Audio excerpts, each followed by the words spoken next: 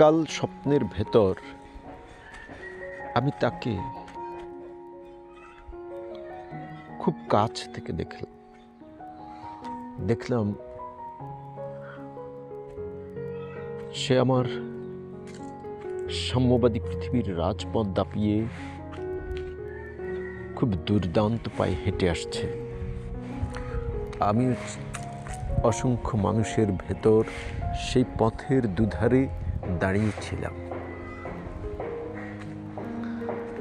জনতা বেশ বেশ বলে রব তুলছে। সে হঠাৎ আমার দিকে দেখল, হাঁটি হাঁটি পায়ে আমার কাছে এসে দাঁড়াল। আমি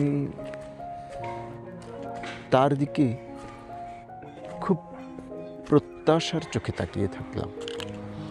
এমন সময় সে তার অনামিকা আঙ্গুল থেকে একটি আশ্চর্য রকমের হীরের অঙ্গুরি আমার দিকে ছুঁড়ে মারল। আমি সে অঙ্গুরিটি আঁকড়ে ধরলাম, যেভাবে আঁকড়ে ধরে ডুবন্ত মানুষ খড়কুটো। সে আবার হাঁটতে শুরু করলে, জনতা আবার বেশ বেশ রব তুলল। শুধু আমি একা দাঁড়িয়ে রইলাম, চুপচাপ, নিস্তব্ধ, বাজ পড়া বৃক্ষের মতো। হঠাৎ কোনো আকপিচ বিবেচনা না করে বিদ্রোহী কণ্ঠে আমি ঘোষণা করলাম, তুমি কোথাও যাবে না, তুমি এইখানে আমার কাছে বৃক্ষের মতো অনন্তকাল ঠায় দাঁড়িয়ে থাকবে, কোথাও যাবে না, কোথাও না, কোথাও না।